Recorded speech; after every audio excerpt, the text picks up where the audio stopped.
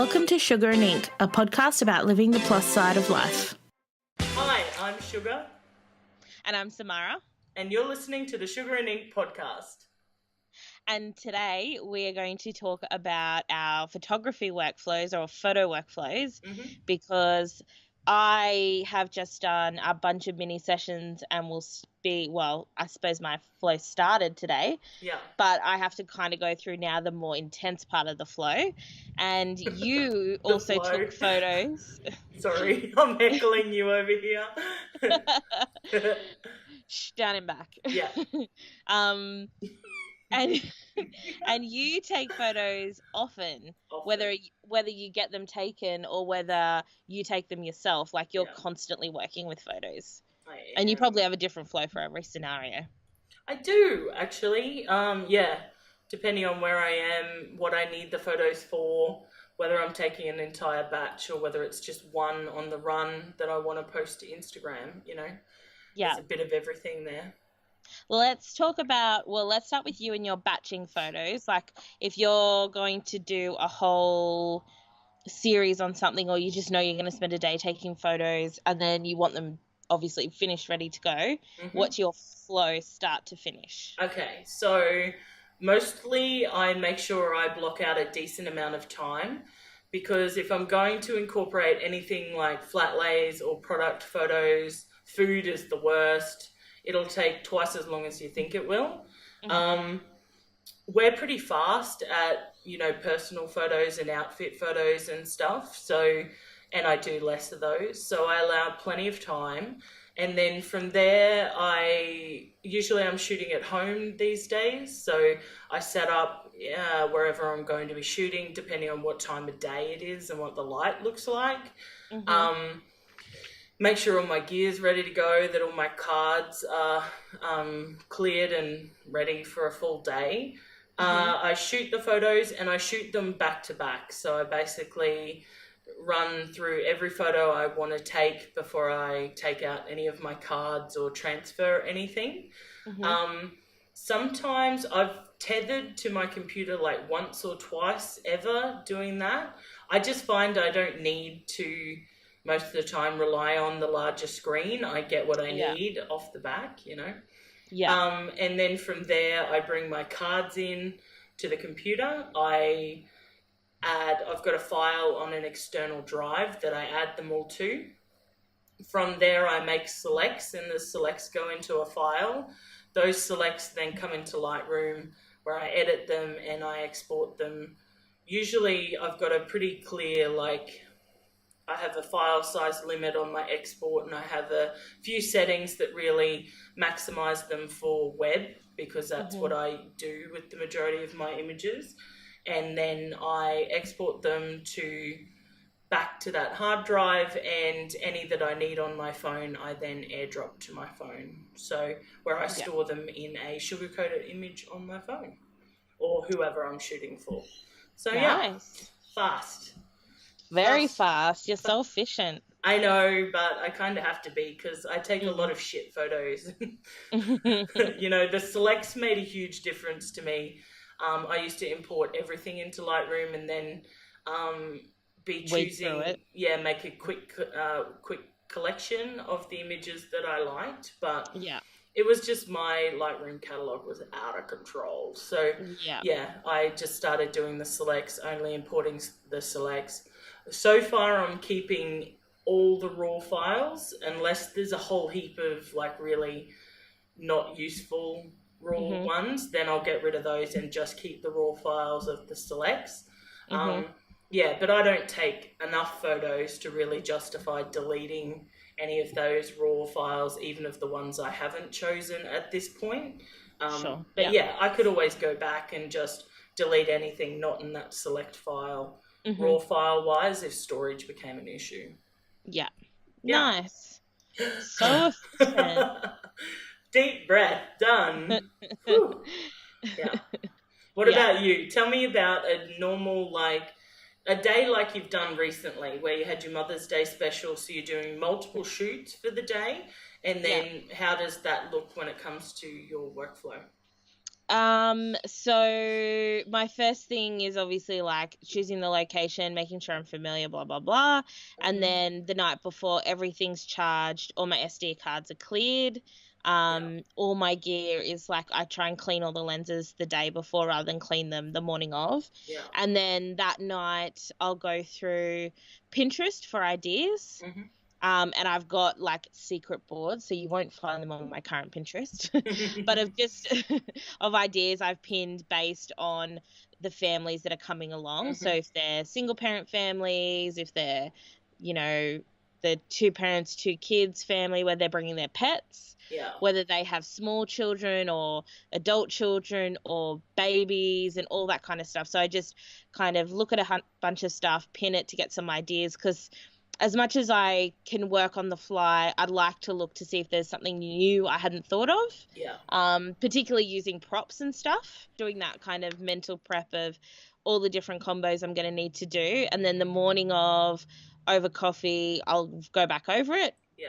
Head out to the shoot. I always turn up early to check the light, to check if there's anything going on at the location, which is always an issue. Is there a fair? Oh, we're screwed. Yeah, today there was a cosplay party at the park that we were shooting at, so yeah. Man, I love cosplay. Those nerds. I just love They nerds. were some pretty impressive outfits. They were a committed group. But then being aware of that made me very aware to make sure no one was in the background of any photos I was taking, because there wasn't really the option to go anywhere else 10 minutes beforehand. I've got like a mental picture of like a medieval dude wandering through the back of your family shoots, and that would be hilarious. There was some really random ones. Yeah. There was like some anime, there was like fairy, there was the Joker, there was like, it could have been pretty weird, Joker's in the back of your family photo and everyone's like, is that the Joker? Just like,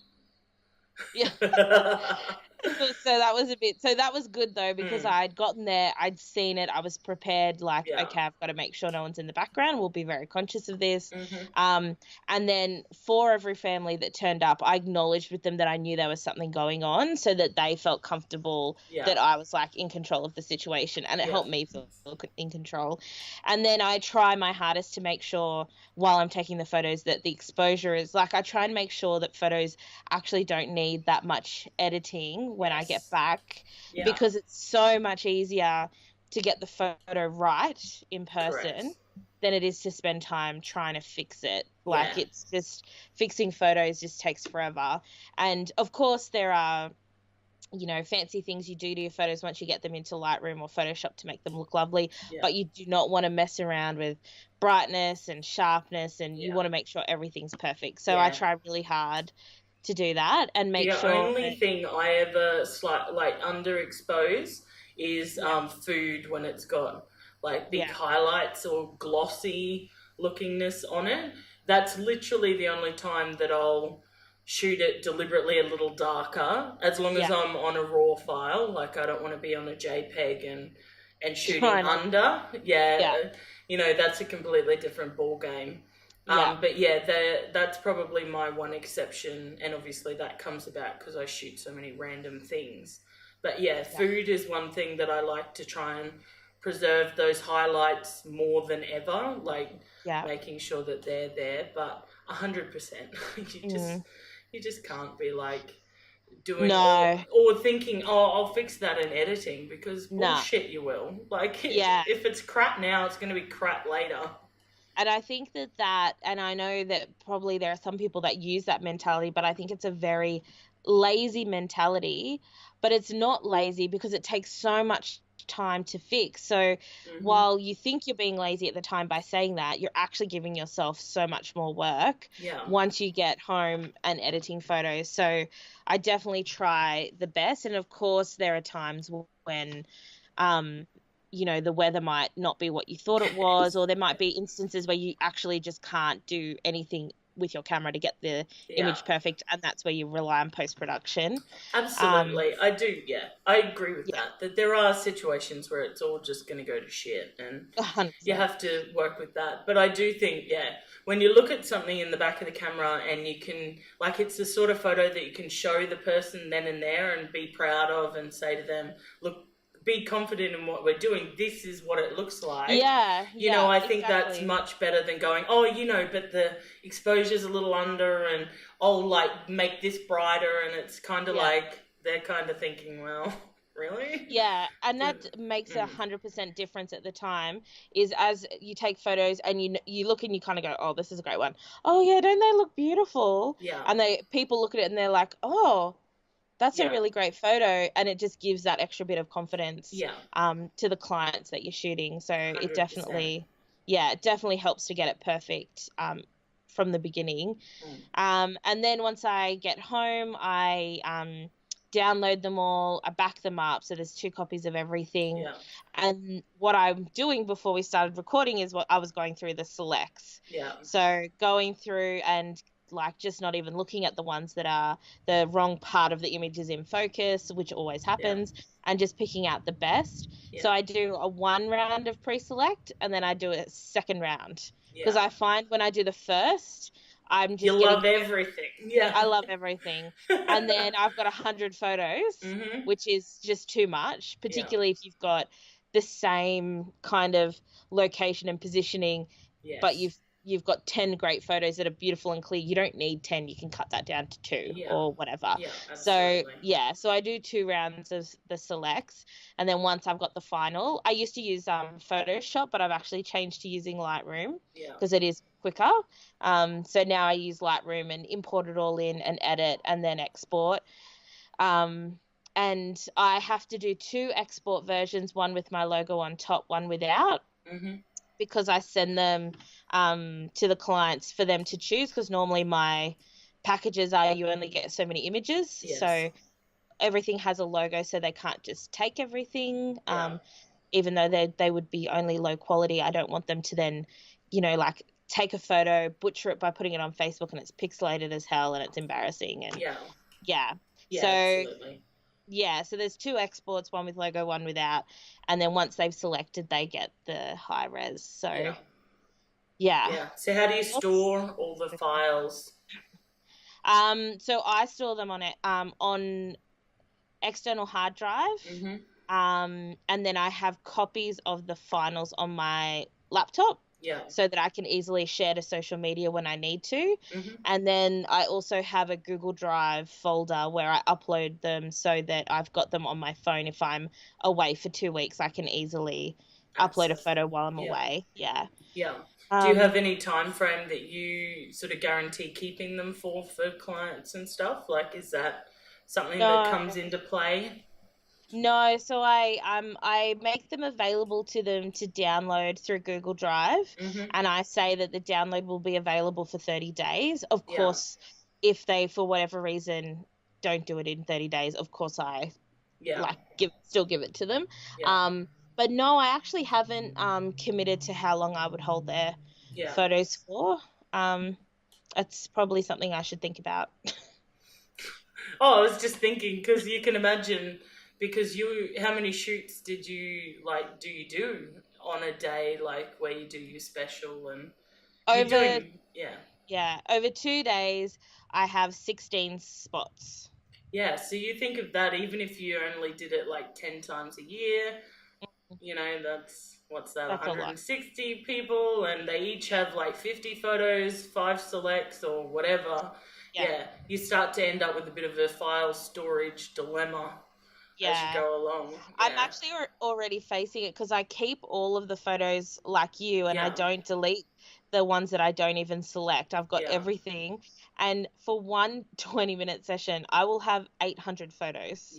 Because I am like snap happy, like everything is like, take 4 of that one, and then we'll be like, okay, let's do that again, 1, 2, 3, 4, because you've got children and you've got animals and everyone's moving. I use a constant low sort of when I take a photo, so it'll take about 3 to 5 with a trigger if I hold the trigger. Especially when I'm dealing with groups of people, because, or even anywhere like where you're dealing with like 3 people, because guaranteed that first one almost always is not the one. No, And I that's just right. think, oh my god, if that was the only one I had, like, and the person's like half, Yeah. and then by the time you take a few, they ease into it, and I like to be like, okay, so you're gonna hear it go like mad. That's just to make sure that everyone's got their eyes open, like it's my insurance policy sort of thing. Yeah, the trigger's definitely great as well if you've got the moving shots, like if mum and dad are holding and they're swinging baby, you want that trigger on because the movement's happening so quickly, and depending on what your light's like, everything might blur, but then you'll get that one photo that's just like crystal clear where everything else is blurry. So it's great to be able, great to be able to set that and just be like, okay, follow this baby. Let's do go. it. Yeah. And then all of a sudden you've got like a stop motion time lapse. You're like, oh, I have like... you just about could, Be like, wait, do I have a gif of this kid swinging? Righto, that'll be extra. But yeah. So good.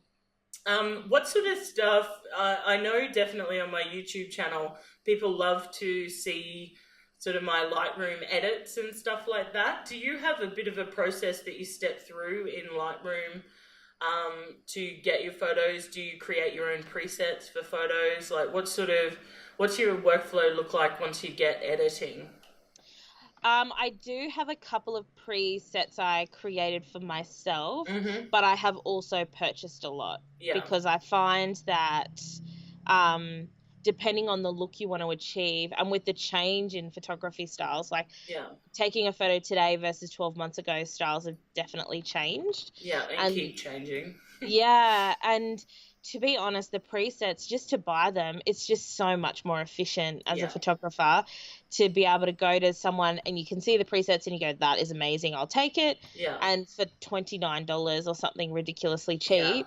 And it just simplifies the workflow so much. So the only presets I've made for myself are generally around lighting. Yeah, I find what I do now is, even if I've purchased some presets, because realistically, I learned how to use Lightroom by looking at what happened when I applied a preset. Yeah. So all I would do is, especially in the curves channels and that sort of stuff, when you apply a preset and you see it all move, you can start to get an idea when you're learning of what each of those points do and, what moving them might do. And then you could, if you get to that, like if you're interested in that side of things, you can start to recreate the stuff you like and all that. But what I usually do is the presets that I end up liking, I keep in like a select folder again.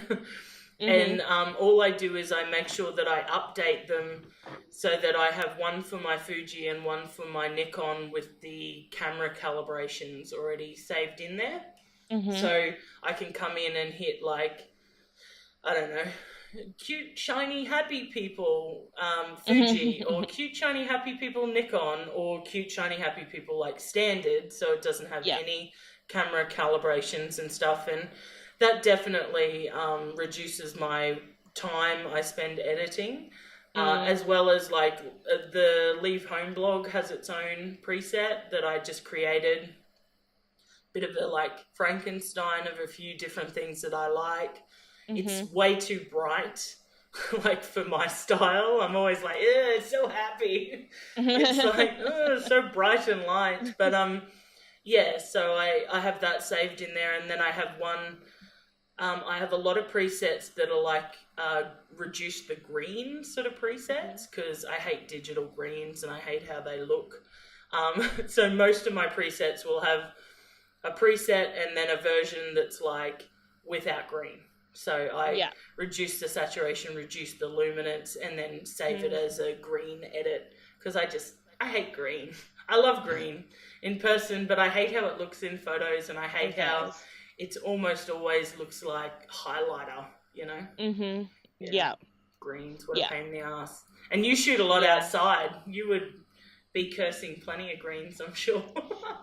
Yeah, I try to choose places that are really dark greens because dark Yeah. greens look beautiful in photos. Yeah.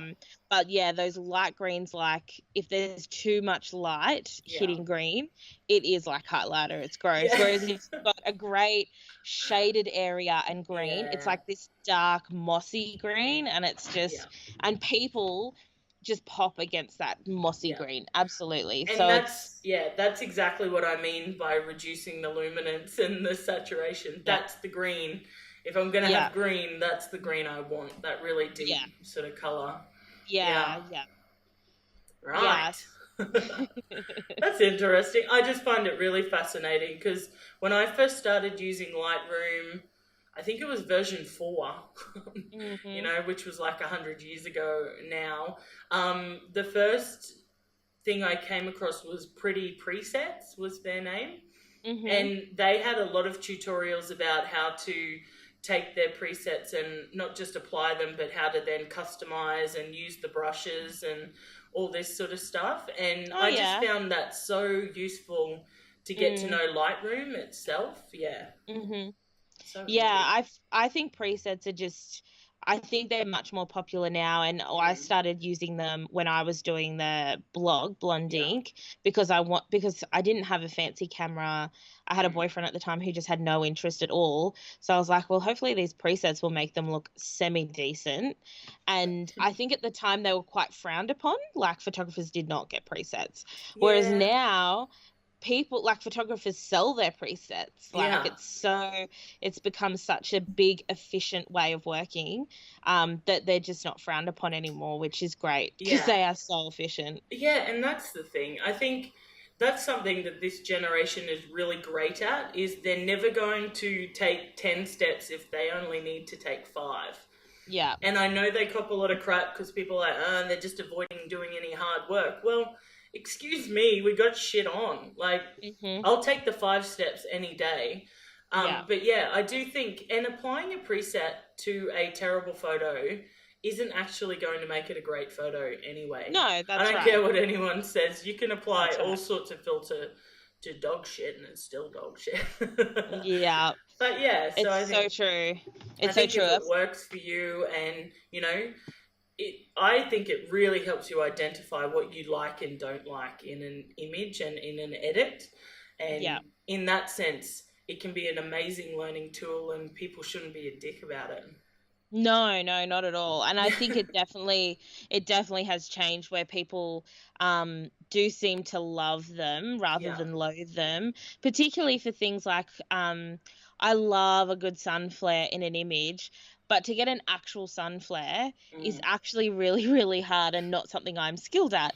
Yeah. Thanks to presets, as Oh, long God. as long as I can get like a hint of sun in the corner, I can add a sun flare that looks lovely. Yeah. So, oh, no, I'm laughing really trick hard is- because I've seen light flares that are thrown on images that are from the wrong direction. Oh, like the as light in- is clearly in the other direction to where the flare is. And yeah. you're just like, really? I can tell the light's behind you. You know how? There's no light behind them. Like, yeah. I find that side of things quite funny because I'm like, really? If you're a photographer and you can't tell the angle of the light or what's happening with the light, then walk away from Lightroom, man. Do a bit more practice. And I think you definitely use those things to enhance what you already have. So you already try and get a light flare in, but it is very hard without the whole photo just looking grainy and horrible. Yeah. So if you can get a hint of it and then add in the preset that just helps enhance it, and that's all people should treat presets as enhancing what's there, not fixing what's there. Absolutely. Because you can't really, I mean, unless you want to get into skin retouching and eye brightening and stuff, but presets, can't really fix like you say, a shit photo. It really a shit can't. photo is a shit photo. Yeah, it goes right back to that, getting your exposure and white balance and everything right in camera. And obviously white balance isn't as important if you're on RAW, because obviously it's all there and it's under processed anyway. But I just think, all of these things in your workflow should be around getting the job done, absolutely. But Yeah. it should also, you should be enhancing your skills and your output at the same time. I think, 100%. yeah. Yeah. Yeah, so Yeah. what are you currently, we can't talk about workflow without talking about the gear. So let's talk about the gear. What sort of stuff are you, sorry, I keep falling half off this chair and running into something over here. Yeah, so what are we using? What do you take on a shoot? Yeah. So I've got a Canon Mark III, which was a new gift I got myself on my 30th, and I also had, I think, as we talked about in one of our other episodes, everyone contributed to it. Yeah. So everyone benefits from this great camera. And I actually bought it secondhand off eBay because I could in no way afford a brand new camera. Yeah. And so with it came a couple of lenses, but they were lenses that are not made for the Canon. So they were Sigma lenses, and the Sigma had trouble actually talking to the body. Okay. So the lens and it just wouldn't talk. So I don't know why they had them together. And then it had Sigma, though, people talk all the time about the two together. That's so weird. Yeah, I don't know something had broken in it. Maybe something had been damaged, which is yeah, that's Possible. fine. I was more interested in getting the body and then building up the lenses later. And so I use that, and I've always got two spare batteries, spare SD cards on me. I haven't got a lens flare cover yet. It's just, that's pure laziness as to why I don't have that. Oh, like the hood thing? Yeah. So what lens are you using? You would think I would know that, wouldn't you? See, I just sprung this question on you. I have actually I bought one lens and I looked into it before I bought it, and I can't even remember what lens it was now. And I did all this research before I bought it. Yeah. But I've got two basic portrait lenses that work really well. So, they have that high depth of field, so all the background's nice and blurred, and the thing you're focusing on is nice and not blurred and sharp. This is not a technical review. No, just it for is those not. playing at home. The pretty stuff in the background is pretty. Yeah. So probably like a 35 or a 50 millimeter, something like that. 1.4 or 1.8, which are your lower. 50. Yeah. Now I know. I just need someone to say the words and I remember. Yeah, I was going to say 50 millimeter and, in a 1.8, that'll serve anything. Like the Nikon, they sell that one quite cheaply, like $300 or $400. They are quite cheap. Yeah. So they're great. Even the 1.4 only really costs you like $500 or $600. And as far as lenses that, if you're taking portraits, they're excellent, but the 50 millimeters are really great with food and stuff as well, I find. Yeah, they're actually quite good for macro, so if you're getting into food and stuff. And I do have to be careful with that one because it can, depending on you and the subject and how close you are, it can literally just focus on their nose. Yeah. And then the rest of the face is blurry, or like an ear, or like random body parts, and then the rest is blurry. So you do have to be really, really careful. I talked about that in the food photography video that I just did recently, because if someone is purely out to take food photos, then you can pay the $300 or $400 for the 1.8, because you're never going to use a 50 millimeter at 1.8 for food. You're going to focus on a sesame seed, you're gonna lose all the context of what's happening around it. I'm pretty much, my 35 millimeter is like a 2.8, and it's as low as I would ever go for food. I mean, that's probably a preference thing. Some people would probably drag it all the way in, but most of the time I sit between sort of 4 and 8 on aperture in terms of food, because I want to get enough context of what's happening, because like you said, I don't want to just focus on the nose and lose the face. The corner of the cake and not the whole cake. And all of a sudden you're like, this icing makes no sense. I can't even tell what's on it. You've set up this whole scene and I can't see a damn thing. It's all, yeah, absolutely. Yeah, so I definitely find that lens is better when you're further away than if you're closer. Yeah, distance between them. Yeah, distance helps with the focus, whereas I find when I've done the newborns and I've switched to that to get some lovely, you know, like hand or feet shot, that's great for that. But then as soon as you move to the face, it's literally the cheek is in focus, the nose, like random bits. So it's definitely got to switch it around. But there are, like, I would love to invest in some better lenses, but it's got to wait until the business like builds up a bit more to justify. Because lenses are where the cost is. Yeah, absolutely. And Canon have, I think it's called an L series, don't they? Which are their professional ones, and like they're premium. Yeah, they have like a 1.2. I think someone was saying the other day that's like 1,500, $2,000. Yeah, they're just fair. for the Fair. You know, and so, and I get it. It costs money to put all that big fat glass in there, but I definitely think with lenses you can spend as much as you have, really. Yeah, that's exactly right. You get a decently operating body and then spend the rest on a lens. That's always been my approach to stuff.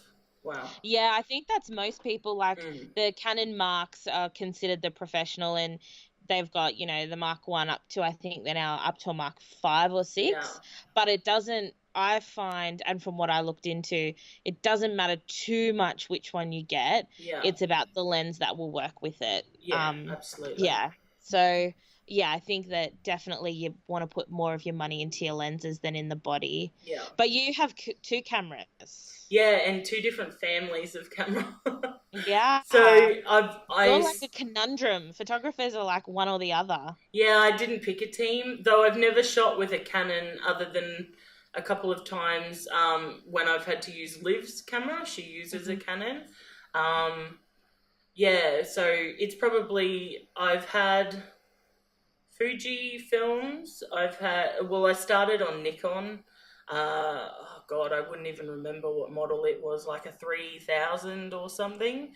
And then I went to like a 5600 because it had a flippy screen and a video option. But both of those are sort of, at their time, were, you know, higher end amateur cameras. Neither of them were full frame.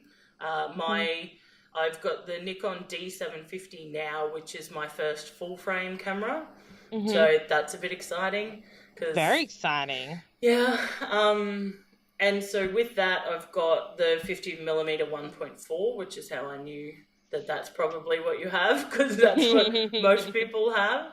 And then I've got a big chunky 24 to 120, I think it is. So it's a wider, and that's the one that I use just for general when I'm taking shots of people or groups or events or whatever, because it gives you a nice wide width. And I actually bought it because I'd planned to do a bit more video with it, and it was I could get what I needed with people, but it also had a wide enough width, for lack of a better word, to shoot the video look that I was going for. So it's a bit like here with my webcam, I bought the one that goes wider, and that's what I did when I bought that lens, and I think it was about 1,700. But it's like, I should get it. I keep looking over here because my camera bag's sitting here. Hang on. And like my little Fuji's here. Cute. See, it's got I've got a similar, the Olympus pen. Oh, yeah. Everyone loves that little thing. I honestly love it. Oh. Excuse the noise, jeez. Yeah, but this is the big guy. Yeah, beautiful. And see, when you look at it front on, it's still not too bad. I'm trying to put you where it's not black. Yeah, it's not like the, you know, the big grey lenses that people have where they're like at you. Oh, yeah, like the L series stuff with the Canon. Yeah. Now I got your picture. Did you cover your face? You know we're recording this, right? I was watching my eye. I was like, yeah. So it's the 24 to 120 1.4, but again, it's one of the full frame lenses. Mm-hmm. So I think in Nikon, it's like I've forgotten what, you have to look for one of the letters to mean that it's full frame. Yeah. And it's got quite a high vibration reduction, because I was like, Yeah, well, if I want to try and take video with it, they call it that. vibration reduction in Nikon. In Canon, it's image stabilization. It is image stabilization. Yeah, Fuji call it that too. So yeah, so I have that, and then I have my Fujifilm has the 35mm, but because it's a cropped sensor, look how tiny it is. It's so little. It's so little. Look at my giant hands next to it. It's so similar to the Olympus pen, actually. It's so similar. And I love the 35mm on here. Now, because it's the crop sensor, it gives like a 50mm look. So Nice. 50mm has always been my go-to. Any of my old Nikons, I had the first lens I bought outside of the kit one was the 50mm 1.4. So it's been around a while. Best $500 I ever spent, really. And yeah, it's like a decade later. Yeah, that would have been so expensive back then. Well, yeah, I guess so. Yeah, well, realistically, I probably paid like close to that for the body. Probably like $500 to $700 for the body. So the D750 was about $2,000, I think, 2.2 or 2.3. And it's the first of the lower end of their professional one, but it does beautiful video, even if its autofocus sucks balls. Yeah. Nice. Sorry that happened to you. Gear. Yeah, I definitely do, and I think, like we talked about in one of the other episodes, like the side hustle one, I'd be buying this shit whether I made any money from it or not, because I just love like taking photos of my nieces and nephews. Are the cutest things ever, and I love having all those photos and documenting stuff. Yeah. So yeah, it's nice that my blog and businesses sort of help pay for that sort of thing now. Yeah, I totally agree. I think I would have upgraded to the new Canon, like the Canon Mark series, regardless of whether I did the side hustle. But it also, by having the professional gear, it helped me take the step into having the side hustle, because all I used was this other shitty Canon, like, not that the Marks are shitty, they're definitely not, but a shittier version, like a real amateur version that I'd bought 8 years ago, or my dad had bought me, and it just, like, I would show it to photographers and they'd be like, oh. Yeah, I know. I do think people get a little like caught up in the gear a bit. Yeah. Because even though I've got the big guy now, I don't know how many times when I'm doing food, I still default a bit to the Fuji, especially if I'm handheld. And especially because, like, I love my Nikon, and I always have loved, like, the color profiles of the Nikon, and it's just beautiful. The Fuji can be a bit slow, which is the reason I wanted to go back to the Nikon. Like, as in, it's not fast, because not only that, but mine's like the EX1, so it was pretty much the first of their X series and mirrorless. I'd love to upgrade it, and probably will one day. Add it to the list, like head to a T2 or T20 or something. Nice. Though they've got a H1 now, and I'm like, can't really justify another $2,000 for a backup camera.